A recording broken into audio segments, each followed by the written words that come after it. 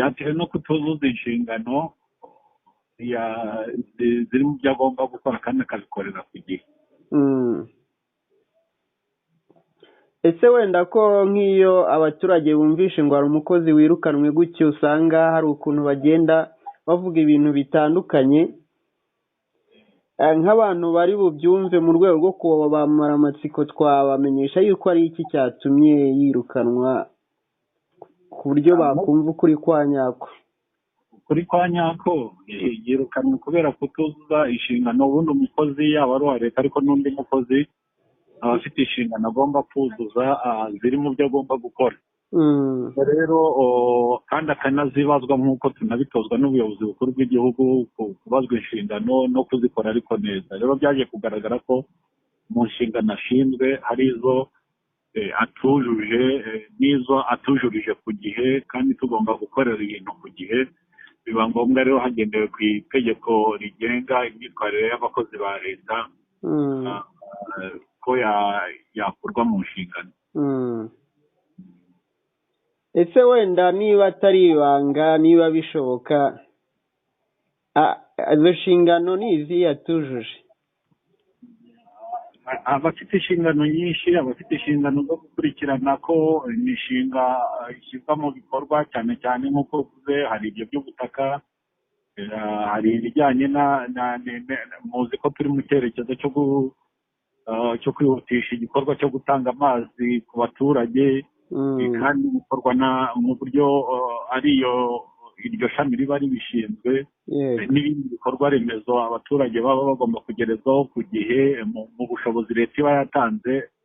Rero byagaragaye ko hari ibyadindiye n'ibitarakozwe mu buryo bunoze muri izo nshingano nyine zo kugereza abaturage ibikorwa remezo. Noneho biba ngombwa ko bikurikiranwaho, biza kugaragara ko hari ibitaranoze, biba ngombwa ko bahagarikwa mu nshingano zabo. Babiri harimo umuyobozi w'ishami, harimo n'umuyobozi ushinzwe ibikorwa by'amazi. Bose akaba ari cyo cyatumye birukanwa? Ni uko tuzuza izo nshingano bafite. Amazina yabo akaba ari ayahe? Umwe yitwa uwari diregiteri yitwa Sinumva Yabo Emmanuel, undi bakorana twari tumuzi ku izina rya Watani kuko arizo nshingano yari afite, ariko yitwa Emmanuel, irindi ni Tenziyaremye. Nyakubahwa meya, mwasoza mugira ubutumwa muha abakozi usanga bagenda bica inshingano kandi baragiye gusaba akazi bazi neza yuko bagiye kuzajya bubahiriza inshingano zabo, bazi n'ikintu bagiye gukora, ariko ugasanga ntabwo barimo gukora neza ibyo bashinzwe kandi barasabye akazi bazi ko bazabyubahiriza? Murakoze. icyo nongera kwibutsa abakozi bagenzi banjye ni uko umurongo igihugu cyacu cyahisemo, ibyo dukora byose ni uko umuturage ari uri ku isonga, kandi mu kumukorera ni ukumukorera vuba kandi tukamuha serivisi inoze kandi ku gihe, ariko tugendaniye n'intumbero n'icyerekezo igihugu gifite.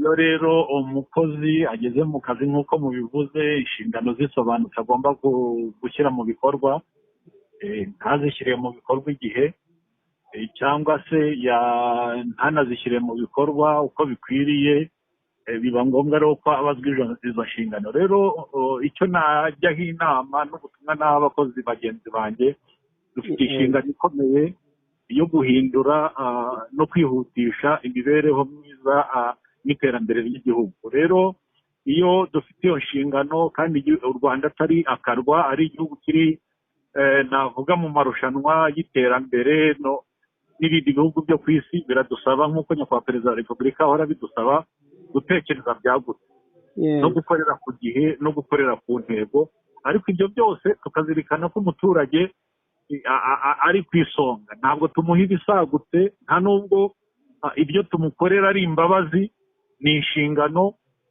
tuba dufite, kandi tuba turi intumwa z'abo baturage kugira ngo tubahe tunabageze aho igihugu cyifuza ko bagera.